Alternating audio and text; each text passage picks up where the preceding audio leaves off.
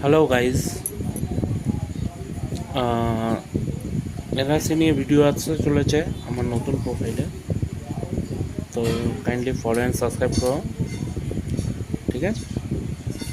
তো নতুন যে কেন্দ্র সরকারের যে নিয়মটা আসতে চলেছে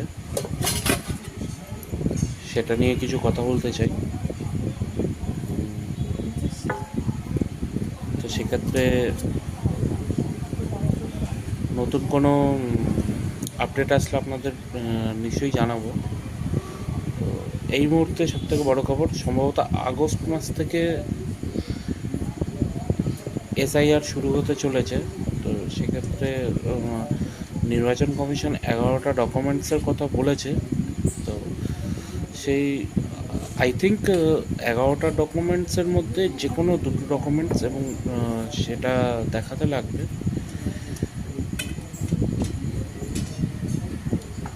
তো সেক্ষেত্রে সেই ডকুমেন্টসগুলো জোগাড় করা এখন আমাদের কাছে সবথেকে বেশি priority. PAN card, Aadhaar card, voter card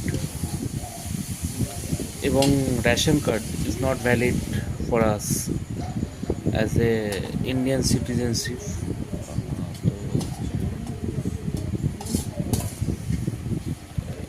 Paschimbanga রাজ্যবাসী হিসেবে আমি বলতে চাই একটাই কথা, যে যারা এই মুহূর্তে আমাদের পশ্চিমবঙ্গে বসবাস করছেন বা বাইরে আছেন, তারা নিশ্চয়ই অনলাইনে, যারা বাইরে আছেন তারা নিশ্চয়ই অনলাইনে ফর্ম ফিল আপ করতে পারেন। তো বিএলও যে সদস্য আছেন, ঠিক আছে, সে আমাদের বাড়িতে আসবেন, তিনি এসেই সব কিছু করবেন, কিন্তু ডকুমেন্টসটা ম্যান্ডেটারি। না হলে এসআইআর হয়ে গেলে, এসআইআরে যদি ভোটার কার্ডটা বাতিল হয়ে যায়, তো সেক্ষেত্রে পরবর্তীকালে যদি এনআরসি হয়, এনআরসিতে আমাদের প্রবলেম হতে পারে। কারণ সে বলবে তোমার ভোটার কার্ড বাতিল আছে, তুমি ভোট দিতে পারো না।